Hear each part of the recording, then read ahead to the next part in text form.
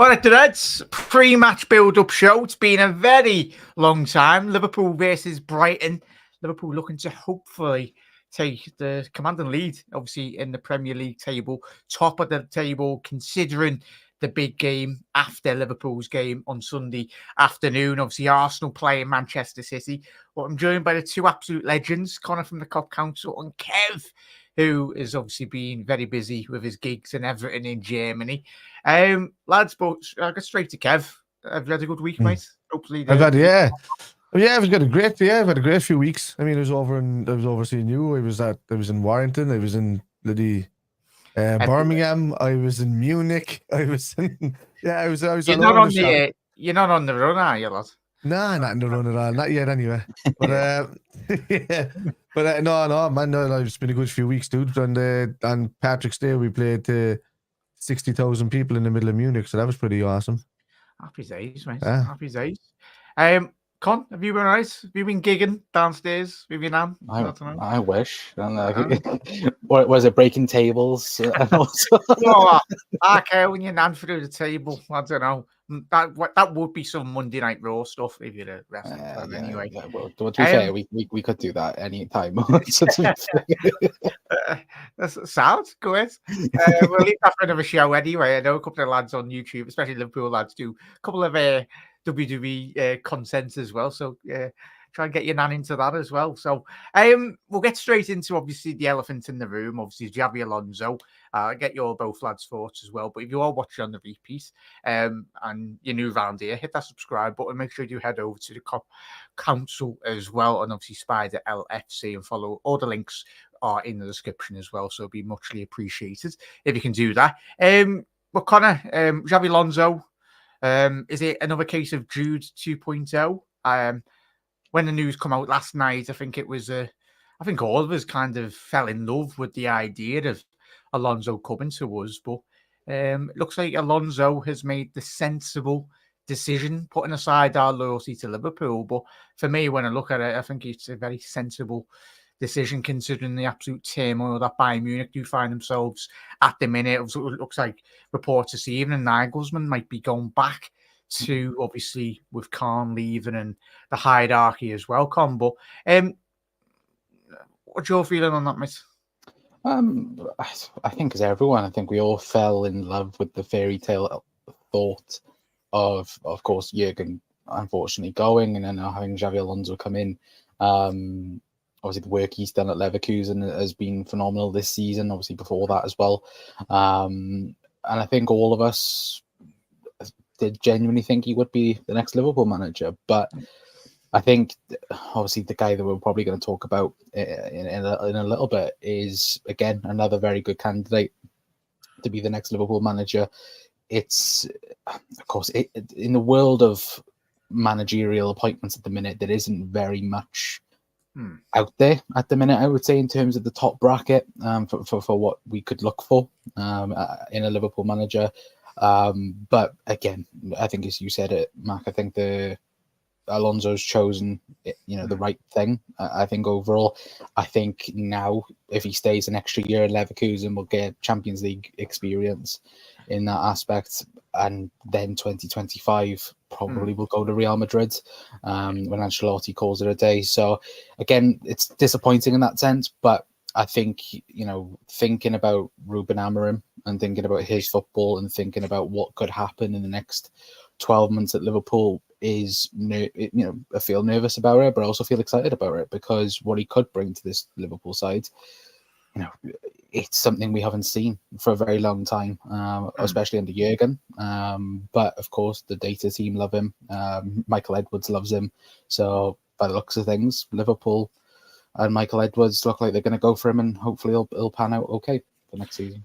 Yes, spot on, Con. Obviously, if anyone just tuning in, Fabrizio Romano, very well informed as well. Obviously, off the back of last night's show, if you haven't seen it, go and check it out. This evening, Romano Ruben Amorim remains one of the main names on Liverpool's list as new head coach. Not the only one, but concrete option being considered. Liverpool are informed about the clause in his contract at Sporting, as already reported weeks ago. Shortlist also includes more candidates. And we'll speak about another potential candidate when we speak about Brighton as well. You know, the man. Kev, you're thinking around the whole situation, mate. Obviously, us three have done plenty of shows over the last 12 months, especially since the news of Klopp's departure being announced. Were you disappointed, or would you?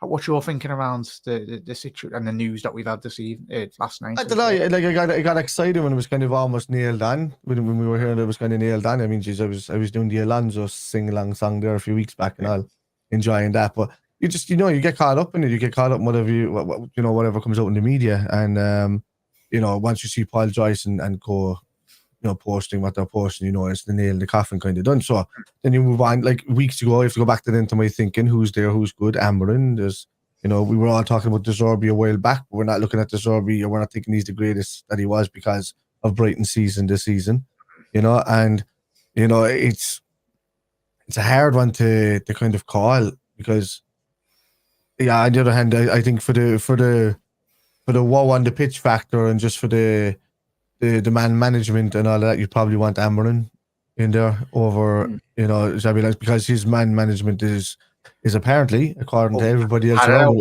is on parallel with Klopp. So, so if that's the case, and he's come from the school, he's learned from Jose Mourinho as well. He's got all his lectures. They're very good mates as well on top of that.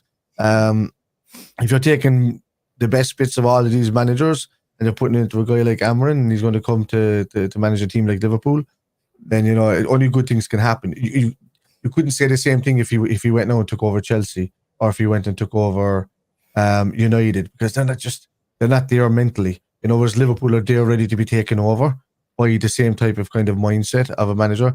I think it's the perfect fit for Amorim or Alonso in that kind of ilk, because they'll be given the amount of time necessary that a manager would be given. They wouldn't just be shipped out 6 months later. I mean, we've only seen that maybe once in our history with Roy Hodgson, really, in that kind of, scenario. He was gone before we even got to the League Cup final. So, it doesn't happen too often. But for me, Amorim would be a great shout. He's a young manager. He's a hungry manager. He's a gifted manager. He plays multiple formations. He knows defense and he knows attack. He lets the midfield do what they kind of want in certain aspects. So if you've got a high quality midfield already there, which we do at the moment, and they're allowed to play the game that they want within the structure of his formation, what his defense and attack does, I think we're laughing. Yeah, 100%. Change is never easy, as I said on my show last night as well, Reds. I think we've come very relaxed when we've had Jurgen Klopp. I think the time was eventually going to have to come, lads and chat and everyone involved at Liverpool. There was going to become a day, and it's going to be disappointing, but I think it starts this weekend on Sunday. We need to get this season finished, and we need to finish it well as well, especially if Jurgen hopefully can win the league title as a parting gift to us Liverpool fans. It would be a fairy tale ending, to say the least, anyway. But yeah, there'll be plenty of shows with us three lads. We'll do plenty in the weeks to come anyway. Obviously, Ruben Amorim. Obviously, we'll speak about. We'll go straight into De Zerbi anyway, as we'll tie us in perfectly to Brighton this season. Brighton this season, as we know, as Liverpool fans, and being as a neutral when we've seen them, if you've watched them anyway, bad results, Connor. They've had big players missing from their football club. Obviously, Saicedo, big money move. Obviously, McAllister, we've already seen the sheer impact in which he's had at Liverpool. I think 35 million. We've absolutely robbed the bank from Brighton, if I'm being honest. Probably one of the signings in the whole of Europe, really, for the fee, and obviously the buyout clause as well. I've been winding you up, Con. I've been winding a couple of lads up as well that I know, saying it is never. Like, it wouldn't surprise me, obviously, if he's in that top three candidates of being at Liverpool. And I know everyone gets caught up on social media and poor results, and everyone pinpoints to poor results Brighton have had, and quite rightly so. But I think the performances this season haven't been warranted. But when you coincide that, Connor, with the loss of players, injuries as well, Matoma, he's out for God knows how long now as well. And I think and everyone goes, oh, he's taken over Potter's team and all that. But I think that the main man I would listen to would be, and I don't know if it might be just Pep Guardiola, big and De Zerbi up. But he is a manager with a lot of quality. I'm not going to stand here and listen to people going, oh, he's a bad manager after 12 months. For what he's dealt with this season is being astronomically. It's been mad. It's like it is. I think you'll find a lot of managers in European football struggle under the circumstances. I think when you look at the European adventure Brighton have been on this season, obviously getting knocked out by Roma quite emphatically, really. Obviously winning 1-0 in the reverse fixture.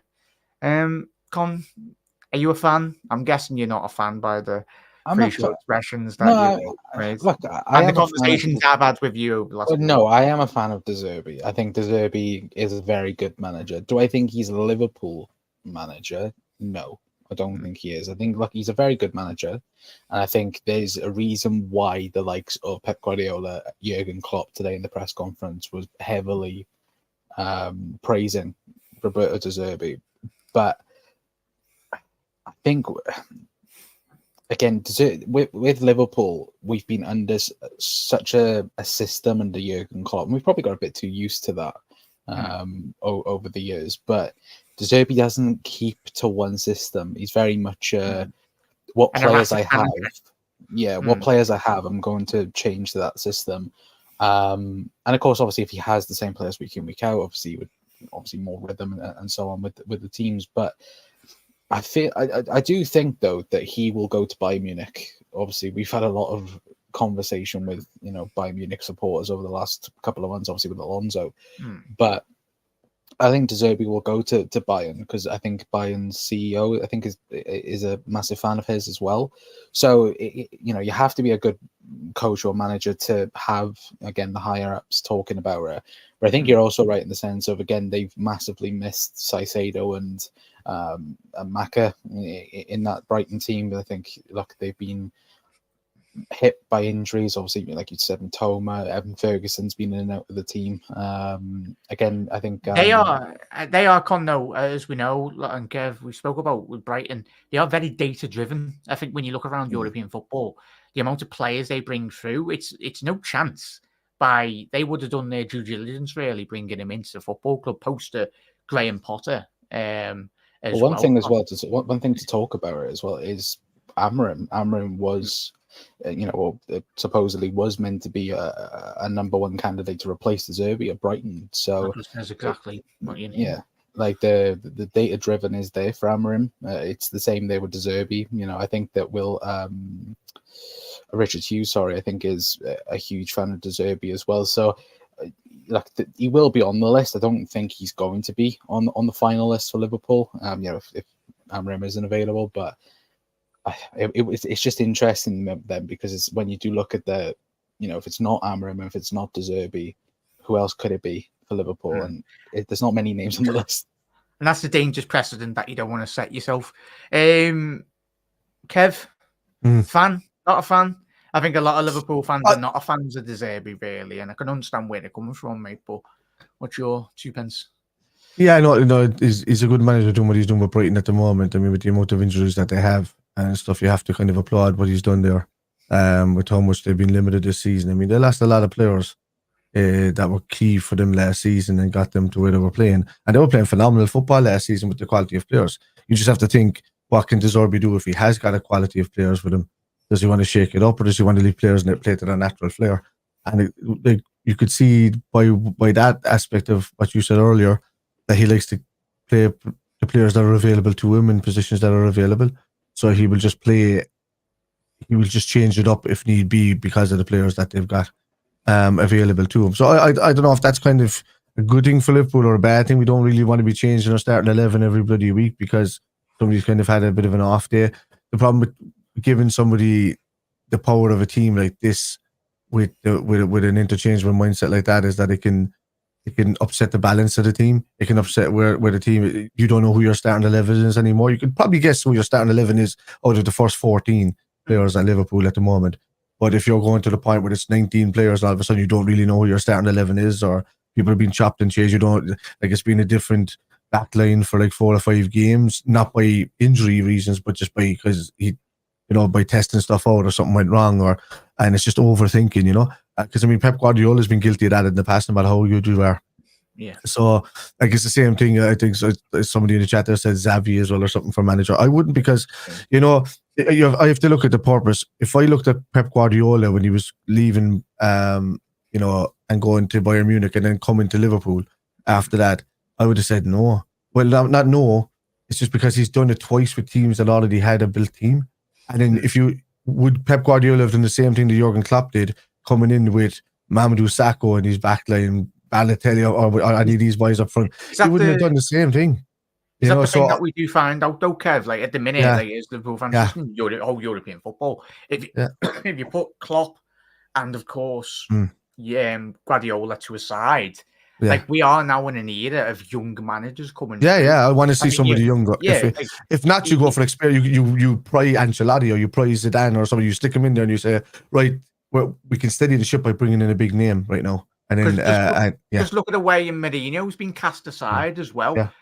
If he come in with a CV like his, casting aside all what the fanfare that he is with Jose Mourinho, he's available. He, for me, is top of the queue in terms of what he's won in European football. But we are in the era now of everyone's cast aside Mourinho because of all of his antics, and everyone goes, "Oh, it's failed at other clubs," and which it has. But Kev, we are at a moment now where we are a crossroads, to say the least, at Liverpool and European football at this moment in time. That the managers that are getting spoken about, not just Liverpool, but Bayern Munich, Real Madrid, post Ancelotti as well. Managers that haven't got that big pedigree at their early stages of being a young manager. It's a case of what if, like, it's going to be difficult for anyone. Do you know what? You can say the same thing about Jurgen Klopp. Yeah, you say the same thing about Jurgen Klopp, Jack, because he went and he took 2 titles away from Bayern Munich. He won 2. He did. European. He did. A lot of these younger managers are winning titles as well, and they're winning a lot of their own, local kind of titles and stuff like that. But you could say the same thing about them, kind of coming from kind of nowhere. Because Jurgen Klopp managing Borussia Dortmund and coming to Liverpool is a massive step up. He could have gone to United. He could have gone to the thing which would be even a greater step up at that point in time when he was coming in, because United were just barely coming down after their title winning times, just kind of a bit of a drop off, and Man City were already on the way up.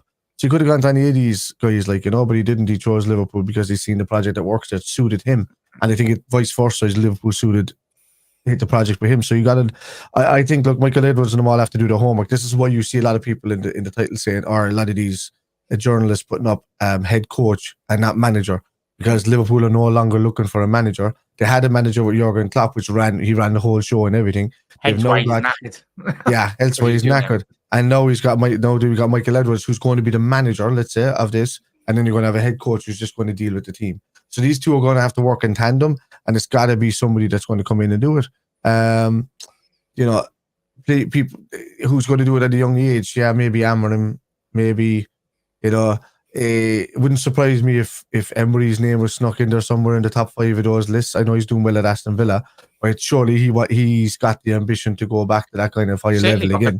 So he's got the pedigree, and he could do it again. And he's had many interactions with Liverpool's football and the type of football, and how to beat us, and also how to lose against us. He's done it with Seville against us. So.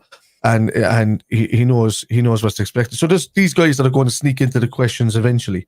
They're not there yet, but you can see him being in the top 7 of these managers. Will Liverpool look at people like Spalletti, or what's the Argentinian manager? Scaloni, is it? I mentioned Inzaghi on my show last night. Inzaghi, but he won't leave Inter. He's too. That's what I say. These guys. It's like if Steven Gerrard was managing Liverpool, you asked him to go elsewhere, and he was doing well at that team. He's not going to do it. So. It's these kind of things. You have Scalonis, you've all your Piolis in Italy, but they're Italian style managers, too defensive. There's a lot of them out there, but yeah, for me, look, Xabi Alonso, Amorim, even Carlo Ancelotti, if he was prayed away from Real Madrid, but he's going to what you call it now, isn't he? He's going to the Brazilian national team at the end of the season. So he's going there at the end of the season. He would have been a great guy to come in and steady the ship.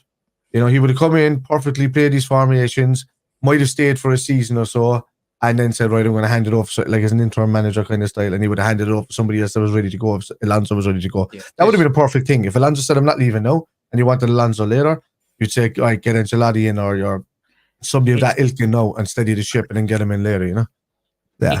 It's that situation when you find ourselves, lads, and everyone in chat as well. I think, obviously, Liverpool have always been, as Kev alluded to and Connor before, a club that trusts in managers, but you've got to at least have that progression over a season upon season.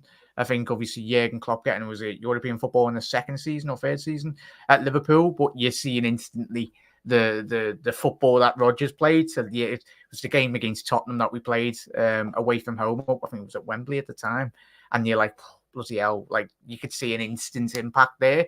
And given, obviously, Jurgen had won 2 back-to-back Bundesliga titles as well, was a massive boost in itself. But yeah, I think Steve's on the wind up there. With some of those dodgy names that he's thrown in there anyway. But yeah, he's on the wind up there. I think he is. But big up there, Doug. Hello, Jack and Kevin Connor. How are you doing, mate? I hope you're well. Big up Jen as well. Eamons, how are we, chatty? Absolute legends. So yeah, we've mentioned we'll do plenty of shows with Ahmed, and anyway, we've mentioned that. Speaking of Torres, he was back at Anfield. Obviously today, special visitor to Torres stopped by to spend the day with the team as well. Obviously, if you're not aware, obviously he's currently the under-21s Atletico Madrid. Well, he's a youth manager at Atletico Madrid. Atletico. Yeah, him and Arbeloa did play each other last week in the opposite dugouts. Bit of a mad one there, named to flashback name, Arbeloa. World Cup winner as well, I'll tell you that. Great player there, man. Very underrated when he was at us.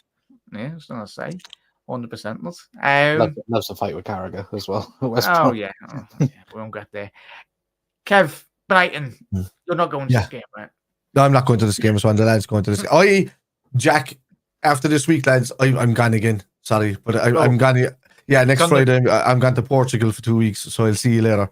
And but I'm not on the run. But like when I come back, then I've got a few. I'm going to be at a few games, so there's not many watch-alongs for me left, lads, for the rest of the season. So I'll have the Brighton watch-along. I'll have what's the next game after that? Jesus, I'm all over the place. Is it Palace? No. Let me look. I'll tell you. So I'll be doing a watch along for the Brighton game. No, I'm here for that. So you'll have Sheffield United is on Thursday. Sorry, there, so Kev. I'm here for those two. I've just seen who we've got as Jeffrey David Coote. Yeah, and what you call it? He was on VR. Yeah, I don't even want to look on VAR. Being honest, that fella in the middle. So carry on, Kev. Sorry. So anyway, so I'll be here for Brighton and Sheffield United for the 2 watch-alongs, and then I fly out on Friday. I'll be over watching the United, the Atlanta, and the Crystal Palace. Wasn't the Everton game moved to the 14th or something as well? It hasn't been done yet. Yeah, been confirmed. We got knocked out obviously by Man United last week or 2 weeks ago. The 24th or something. So I'll be back for that. No, I'll be back for that. So yeah, look, I'm gone for the I'm gone until United, Atlanta, and Crystal Palace. I'll be over in Portugal for them, watching them with a pina colada, and then I'll be back after that for the rest of them. But I'm over for West Ham, Spurs, Aston Villa, and Wolves. So home and away. I'll be gone for them. So we'll see. We got there in the end. 100%. Brighton. We've already mentioned De Zerbi as well. But a team that is struggled, to say the least, anyway, this season. Obviously, Liverpool's head-to-head record in the Premier League. Liverpool have got 9 wins to Brighton's 3.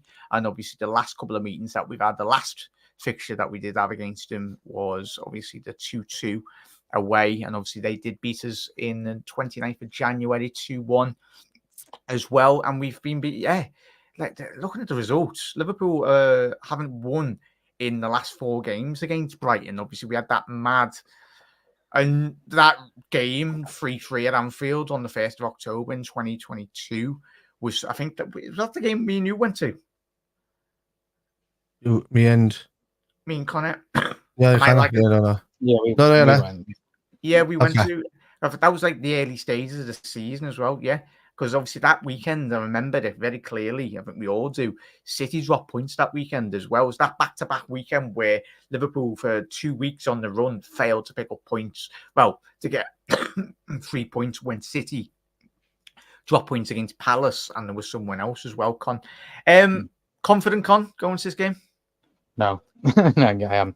It's always a hard game against Brighton. Like we've all on paper we should win this. We should win it. That's the big word in the Premier League. But it's not going to be an easy game. It puts pressure, I think, on obviously the game later on that day between obviously Arsenal and City. And for us now, that's all we have to do is just do our job.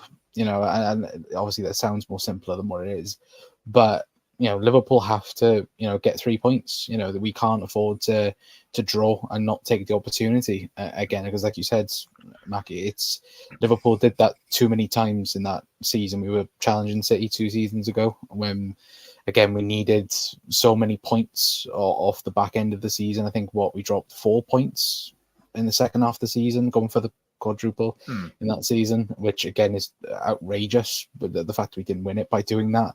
But if we get those 3 points against Brighton, we're then ahead then going into the other game. It's then Liverpool in the driving seat, because if Manchester City win or it's a draw, Liverpool back top of the league, and then it's like, right, okay, now come and chase us, because we hopefully will kick on. And obviously with Sheffield on Thursday and United then in the league, I think, away from home. So it's probably the start of hopefully a good winning streak as well. Because when we lost against Arsenal, I think we went 12 games, I think, unbeaten in between that. So hopefully it's another little jump and a little bit of a boost. We'll go again for another big run. I don't see what all the worries from, lads, to be honest with you, because of the United result. I was watching in Munich, and I had a load of like actual Manx around me, all in their jerseys, away on the stag. I did for a while, but it was but I was luckily I had to go and sound check for the gig before, like at halfway through the bloody the extra time. I had to leave at that point, so I wasn't there for the ending of it, which was great. I was watching it going along the road, but But like even they were sitting there next to me, kind of as they were talking amongst themselves, and not even saying it, and they were just like, Liverpool are literally schooling us off the park here. They're just they're passing around us, they're toying with us. Let's call a spade a spade. It was cocky substitutions. We bottled it ourselves. It wasn't a case of United. It was cocky substitutions by Klopp. He wasn't expecting. He was expecting us to go and do it 90 minutes, and like, I love Klopp, but he was bringing off the players that were pretty much controlling the game, and then bringing on lads that he was hoping would just see us through. He was doing that for quite a while, but he just didn't realize that it just gave United more breathing room. And if like United aren't a good team, but they're a good team in certain ways they play. If you open up certain avenues to them, they can take advantage of it, and that's the difference. And that's what happened to us. We became complacent. We were the downfall of our own cockiness, really. And it's the first time in a while I've seen some Klopp so cocky in a game where it was still close, and you're away from home, and it's at Old Trafford. It was just one of these things. He put too much faith in players that maybe shouldn't have come on until about 10 minutes later, and you probably would have seen the game out, or you probably would have seen another goal by us. And there was the cockiness as well, unfair as well. Before that, the fact that you just leave Salah on, if you've got your big game in the cup, you take Salah off a bit more early, and it's just. He's Klopp as well, wants to go on a high as well. You can see that, so maybe, he was just second guessing himself and saying, I'm putting too much trust in these lads to overplaying them or whatever. But look, at the end of the day, we have 4 games at home out of the next 5. United is the only one that's away in the middle of those. So we have 2 at home, 1 away, 2 at home again. I know that one of those is in the Europa League. But I mean, the last of these, you're talking Brighton at home, Sheffield United at home, United away, Atalanta at home, and Crystal Palace at home. You know, by rights we should be winning all of those quite comfortably. If we didn't take our foot off the gas or make those substitutions against United in the cup, it'd be a different story. I think Liverpool will go there with the more focused mindset of just controlling United. Like they had that kind of those elements at parts of the game where it looked like we were completely dominating them, but then they kind of took their foot off the gas, so their position just became lazy, or we just slowed down a bit because a bit tired. But I get it, but there's still this part to go. There's still this part to go at the end of the for the rest of the season, and the lads that just have to pull their socks up now and get the job done. It's as simple as that. Look, Arsenal and City have a lot worse fixtures than us. Even if City and Arsenal have worse fixtures than us. We need to just do our own job, focus on ourselves, win these. You win these 4 games or whatever it is, or these 3 games in the league at home and the one away, and that's sitting there with 12 points easily. Can we say Arsenal and City are going to do the same over the next few games? They've got really tough games coming up. I can see draws in there. I can see everything. And if we come out with 12 points out of that, going in before we even play Fulham away, we could comfortably be sitting there waiting to go away to Atlanta and have that thing wrapped up because we played them at home first. So, there's a lot of games left. Spurs to me was always an iffy one near the end of the season when they were playing so well at the start of the season. Could it be the same this time around? Yes, if they're going for the top 4 and United are clambering them back. So, tough ones. 100%. Is big up there. Now, and if you're busy this evening, mate, I did drop you the link on Twitter, mate. I don't know if you've seen it, but you're welcome to pop on for the next 10-15 minutes, mate, if you're free. But as now said here, big up, lads, massive game. Thanks God, football is back. Shame about Alonso, but we move on 100%. Big supporter of the channel as well. Rory, hope you're well, mate. Massive thank you for tuning in as well. Good evening, lads. As Spider says, next few games can give us a good platform to turn the screw. 100%, mate. 100% as well. In terms of stats as well, I know he's lovely stats chats as well. Brighton are ranked 7 in goals scored per match. They average of 1.8 goals this season. But a stat which is a bit mad, considering the bad form that they have had, they haven't scored in 3 away matches. Brighton, which is Ansu Fati is the most shots on target per match for Brighton this season, as he has registered at 1.9 as well. Their top goal scorer is João Pedro as well. Obviously scoring 8 goals and assisting 2, games played 23 as well. Bit of a mad one, that, Kev, in all honesty. I don't know if you've been a neutral watching Brighton in Europe as well, Chad. The tinkering, that I don't think Brighton fans have been very at all pleased. Obviously, your countryman, Evan Ferguson, has been injured this season. He's scored in 20 games, has he? Yeah, a bit of a mad one, obviously. João Pedro. But what have you thought about Brighton's key players? I think the Mitoma injury is going to be absolutely massive. I'm very sorry there, lad. I know you want. Was that impacted off that bad challenge that he did sustain? Mitoma, I don't think it was the week prior. No, it was in a separate injury. Yeah, he was unlucky to not get injured there. But get back to you, lad. Sorry. What was your thinking about the key players going into Sunday? Obviously, we can speak about and lord over, but we know the job Liverpool need to do anyway. But in terms of, do you expect a basketball game that it has been in recent seasons? Brighton, or do you think it might be a bit more of a close shop? No, I don't think so. Look, it's not a 12:30 kickoff as we usually get after the international windows. It's a Sunday game. The lads have had more time to rest. We have players coming. Apparently, Curtis Jones is going to be back for this. I don't know if Darwin Núñez in contention for this as well. Núñez sounds he's good. The sound is good. He's good. Yeah, he's good stuff for this. And there was one more I seen as well. But look, all these guys are in contention, and to have Curtis coming back off the bench, he's going to want to be firing at all cylinders at home. I like seeing an angry or a hangry, I should say, Curtis Jones coming off the bench and getting back into a team. That can only help us for the rest of the season. Curtis Jones has been brilliant throughout most of the season. I think he was carrying a bit of a niggly injury when I seen him holding onto the ball a bit too long because he was afraid to release it. I don't think he had the power in his legs to do so. And then, he picked up the injury, just got worse. He couldn't do it anymore. So, look, I think I kind of agree with Red Machine in a way. I think we really need to go and make a statement win on Sunday. Match. Yeah, I think against a team that could be as strong as Brighton, I think we need to go and make a statement on it. With Sheffield United coming up midweek on the Thursday as well, it kind of falls into our hands of playing. It's kind of preparing us to get back into Thursday football really after the international break. So it's going to go Sunday, Thursday, and the same again the following week with the Atlanta, with United and Atlanta. So for me, it's a must win, and it's a must make a point win, especially with the game that's coming on afterwards, with the Arsenal City game. I kind of don't know who I want to win that, because I can see Arsenal battling it in parts, because I don't want the City to get points, but I also be a big game. I want us to be kind of in control as well of the league. So we see, yeah. Con, you don't have to shoot. Massive thank you for coming on that. Last, your closing point for this evening, mate, going into Sunday's game. What are you hoping to see? Any potential surprises in the starting 11? Score, win, shoot, win.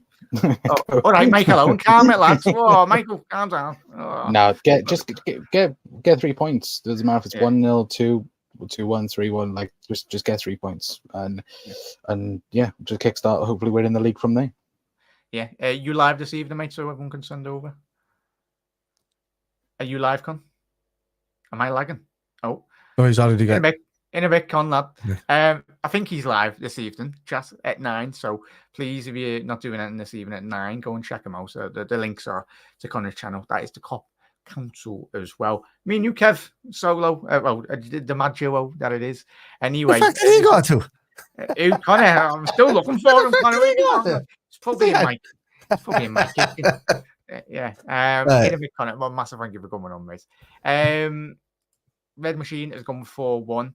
It's important that we've got to speak about the big game at the weekend, mate. In terms of starting, I think Jota, the good positive thing to come out with the press conference today as well, Kev, I don't know if you've seen it in chat. There was some videos that Jota this week is already being out running, which is a good positive.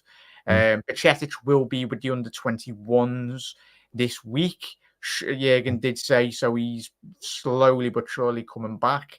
Obviously, getting them back to full fitness in the starting 11 for Liverpool's a different kettle of fish, really. But I think the main thing, Kev, as well, considering this weekend of football, it's this notion and this tipping point that we find ourselves with Liverpool in the last couple of years.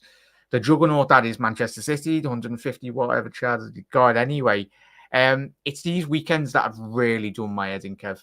If you want to nitpick, really, in terms of Liverpool not being as great as we have been, it's these weekends where City and Arsenal going to be taking points off each other. Hopefully, both of them lose 2 points each. If it's a draw, that would be ideal for Liverpool, mate. But it's this weekend. It's one of those weekends where history in the last couple of seasons has not been really kind, where Liverpool have dropped points. I think the Luton game as well, Kev, a couple of weeks ago was pivotal. I think that was I think if we come at the end of May, we could be looking at that game, the way in which that transpired. And obviously the Luton manager, Rob Lowe, speaking about the impact of Anfield atmosphere as well, Kev. But massive. Where will you be watching that? It is going to be a big game, Arsenal City. Who do you expect to come on? I'll be watching it right here. I'll be sitting here. I'll probably let my live stream go on, and I'll probably sit in and keep that stream going and watch them both. I'll see what the deal is. It's a big bloody game, and it's, I want to be involved in that all day. But look, you're dead on. We said that a few times this season, Jack, about how we haven't capitalised on the big weekends when we needed to, especially when the other teams have slipped up. We've made mistakes like that. But if there's one weekend coming into one running where you needed a team to go and just get the win before the other teams play, it's this one, because either way, one of these teams after us are losing points. They'll either lose 2 points each, or one of them is going to lose 3 points and one will gain a point. Either way, we're taking off again. And we got Sheffield United after that, and then it's catch us if you can. That's the only way I can think of.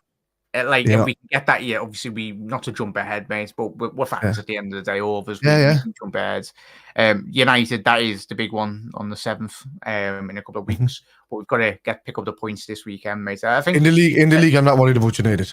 Yeah, they're poor. we will be us fans, we're angry after what happened a couple of weeks ago, but it's mainly anger at our own selves that we just couldn't get it over the line. It was stupid. We don't make that same mistake twice. Yeah, like and when you got United fans going, it's the greatest Manchester United's history. Give your head a wobble, mate. Like United has prided itself on great legendary. Christ, you've had Fergie, that European night against Bayern Munich as well. Like, come on. Wait, are they actually saying that? There was some sections there, some of the clips I did see were very mad. So why weren't they jumping for joy when the same kids beat the same kids a few weeks before that? In behind closed doors when they were playing at the youth side. That's what you're looking at. Like that's exactly what's happening at the end, Yeah, but it's gonna be a big game to say the least. Them and Everton will be their Champions League final, as we know. They want to stop us winning the league. Yeah. And so it is, hence this as well. Jota, big up there, LJ. Big up, mate. Thank you for the chance.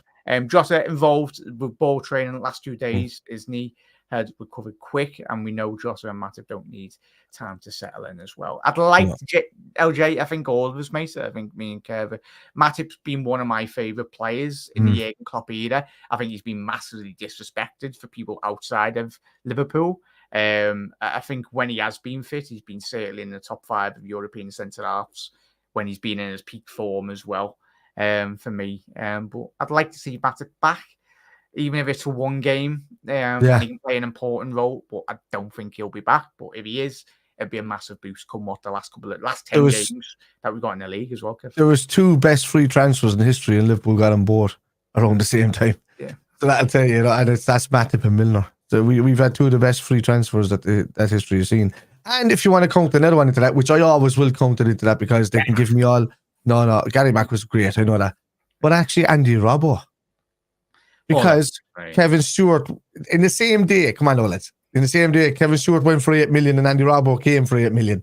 Call a spade a spade. They didn't want to be kind of swapped, but they just said, "Oh, look, we'll sell him to you for 8 million. You sell him to us for 8 million." Started, and we'll give you dibs on another player or something. So Andy Robbo was a free transfer, pretty much. Yeah, he was. Big up there, chat as well. If you're new, smash a like on the video as well. Really does help out. Just obviously closing stage tonight's show. Obviously, Connor from the Cop Council was on with us. He's live at 9, so please do check him out on YouTube and all his social media platforms as well.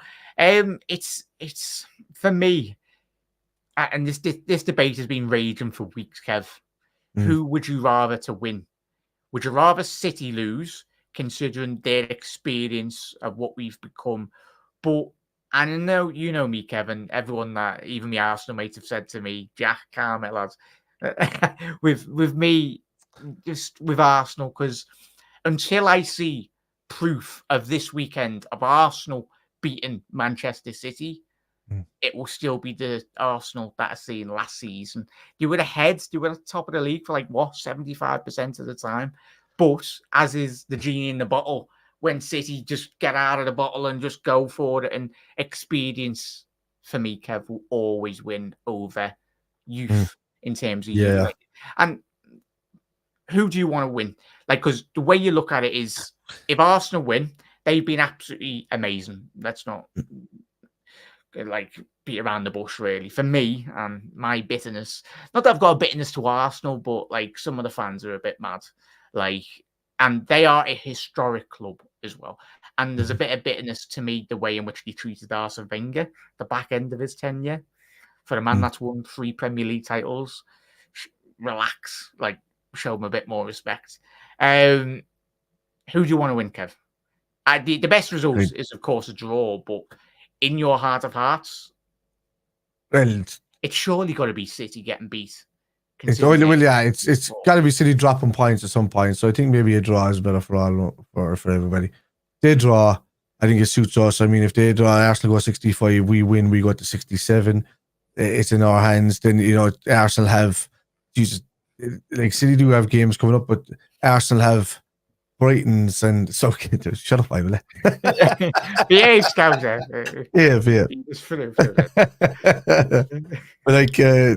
No, look, Arsenal have City away. They've Brighton away coming up. They have Bayern coming up. Then they have Aston Villa in between the Bayern games. They have Wolves, and they have Chelsea and Spurs in a row. You know, they're going to they'll be playing a tough Bournemouth. They still have United and Everton to play. And then I think it's City, as you said there, mate. City in the next couple of weeks, you've got Arsenal at home this weekend. Then you've got Villa at home. Villa, considering they're not the best away side, but he did absolutely wipe the floor with them at Villa Park a couple of months ago. That was probably one of my favourite games to watch. It was a great game. And then you've got the added caveat of playing Real Madrid, City. And then if both of them do progress, them and Arsenal, you will meet each other in the semi-finals. So it's always to play for, Kev, but the main thing is as well, Chas, got to focus on ourselves, as Kev alluded to and Connor before. As Kev said, if there's one weekend we need to win, it's this week. We can't go, and it's difficult when you are a big club like Liverpool. You're expecting, even the fans that do turn up, all of us when we're sitting down to watch the game on Sunday afternoon, we're expected to win. But as the added cliche, no game is ever easy in the Premier League as well, and we just need to go there. And regardless of whatever Brighton have been doing this season, they'll make it extremely difficult with De Zerbi, and whatever team they do field, it's going to be one of them. But hopefully Liverpool do come out on top as well. And also the fans have to turn up as well outside this state. You don't just turn up, we know with the situation, the fans know themselves. We don't just turn up for the City game like we did in our numbers before the game a few weeks ago. You turn up for the games that are mattering to the run-in for a title season. You know, we need, every fan needs to be there. There has to be a big coach welcoming now every week as it's coming up to these games. We need to show the teams that are coming to Anfield, you know, what you're coming to. You're coming to a team that's hungry for this title, and you know, show up at your peril. Simple as that. So everybody's going to have to show up, regardless of where you are. Get onto that, you know. Get on Anfield, get up outside Taggies, get up outside whatever, go down outside you're not going the game as well, mate. Even if you're not going the game, just go outside the King Harry, show them all. They tricked us the last day. We were there for City, and we were down. We thinking it was coming up by Taggies and King Harry, but it came up the other way or something, and then around the back way, and we missed it. So I think that was at City's request or the police's request as well. I think the City, I think some of the police were Man City fans. We're just worried about them going through the crowd, to be honest with you. Yeah. 100%, mate. Rory, I just want City to win. A draw is ideal. I'd rather go head-to-head with Arsenal. Yeah. If City win, then consolidation. That's what we have. It should be 1 point ahead. Yeah, it's going to be fine margins, Rory, as we know. Me, Kev, overs when we watched City are the juggernaut, but so are we, and especially with the added notion of obviously Jurgen's last season. But we just got to focus on ourselves, really, haven't we? I just think we keep a whole game distance between us and City, and it'll take us to lose 2 games or lose and draw a game for them to catch us. So, which is why a draw is probably the best all-round result, because you know Arsenal are going to drop off. And if City get a point, they go to 64. When we win, we go to 67 and then up to 70 if we beat Sheffield United as well during the week. And that's, you know, they've got to really catch us. So it would be impressive though, Kev and Chat, if Arsenal can get their result over the line this weekend. That's when I'll properly take notice of Arsenal, especially winning against Liverpool in recent weeks, obviously in the league, and then going to the Etihad. Then I think the result last season was very interesting. I think Arsenal had a phenomenal half at the Etihad for 45 minutes. Then the second half come and City grew into the game and obviously got the result over the line as well. But yeah, I think these guys. It's not the same. City need to win the game in the first half this time, because City have been a first half team all season. They haven't done much. I think there's been only a couple of games where they've done anything in the second half. They've really just kind of coasted along or just stayed in the game. Like Liverpool completely dominated them at Anfield for that whole second half, and you know, from 30 minutes out, when City got that goal, Liverpool took over the rest of the game, and they should have gone on to win it. So, you know, for me, it's a no-brainer. Like either Arsenal just have to keep City at bay for the first half, or you know, stay within a goal, and then you know they'll do something in the second half. I think Arsenal. So we'll see. We're more of the second half team out of all of those teams though this season, to be honest with you. You know, so. Yeah, it could be a stalemate waiting to happen. Yeah, big up there, Zetty. No, they are not a small club. I'm not going to buy into this notion. For whatever off the field, they've been absolutely amazing with us. I'm disappointed. I'm made up that it's Man City and not Manchester United over the last 5 years. I'll tell you that now anyway. But for what they've done on the pitch, regardless of like obviously outside, it's so easy. But I think you can spend all the money that you want. Look at your club, mates, Zetty, in terms of Chelsea. It's about what you do with that money as well, fundamentally. Liverpool pre-Jurgen Klopp spent so much money on absolute dross. And that's why we're looking, every football fan in European football is looking at the likes of Brighton, look likes of Brentford as well. It's what they do with their money and spend it on the right players, the right infrastructure, the right academy players, and everything. They recruit really well instead of buying. Yeah, I think it's added pressure, though, Kev. Like now, that's when you do look at it, and hence this weekend's game against Brighton, just bloody win Liverpool as well. Connor's live in 7 minutes. Kev, are you live for the watch along this weekend? I'm live for the watch along on Sunday. Yeah, I'll be doing where can everyone find you, please? Yeah, you can find me at Spider LFC on Facebook, Spider on Facebook for gaming. You can find me at Irish Spider Guy on YouTube and Irish Spider Guy on Twitch, and also Spider LFC on YouTube. Yeah, I don't know why my camera. Apologies, is my camera going off there, Kev? Mine was doing that for a while as well. It's just an issue to do with the port. Don't worry about that. Apologies, chat. I know you just miss me. Not really. But Kev, massive thank you for coming on, mate. No problem, man. It's been a while. It's been a few weeks. Yeah, it's unusual. Yeah. You've been busy boy, lad. I've been busy. And a massive thank you as well to Connor from the Cop Council, but a massive thank you to everyone. Big up to Everest. More of a thank you to me. Yeah. All right, Connor. Yes, sir.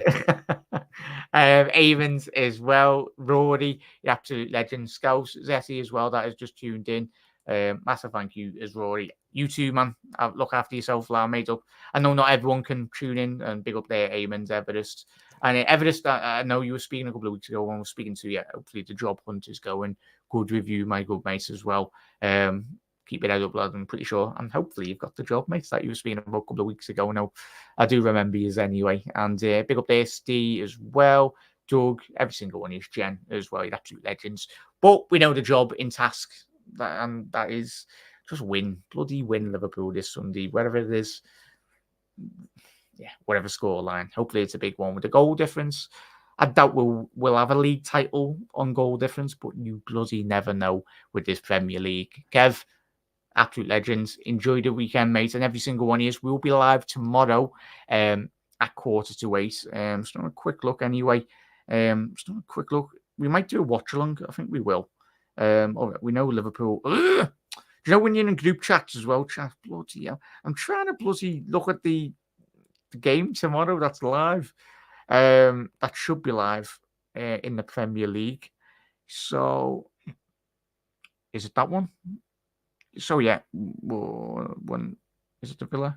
Yeah, we'll watch the Villa Wolves game, because I'm not sitting there watching a Brentford Man United game, to say the least. Anyway, so we'll cover the Villa Wolves game tomorrow as well, chap. But everyone, look after yourself. Enjoy the weekend as well. Big up there, Rico. How are you doing, mate? Obviously a big game for you against Bournemouth. I'll tell you what, if you can get 3 points against Bournemouth, not an easy task considering the great job that Bournemouth have been doing this season, mate. But have a lovely weekend, Rico, and every single one of you. But Reds, see you tomorrow at 5 o'clock on the dot anyway. But Reds, never walk alone. Thank you to Kev. Thank you to Connor. And a massive thank you to everyone that tuned in. See you later, Reds. Ta-da.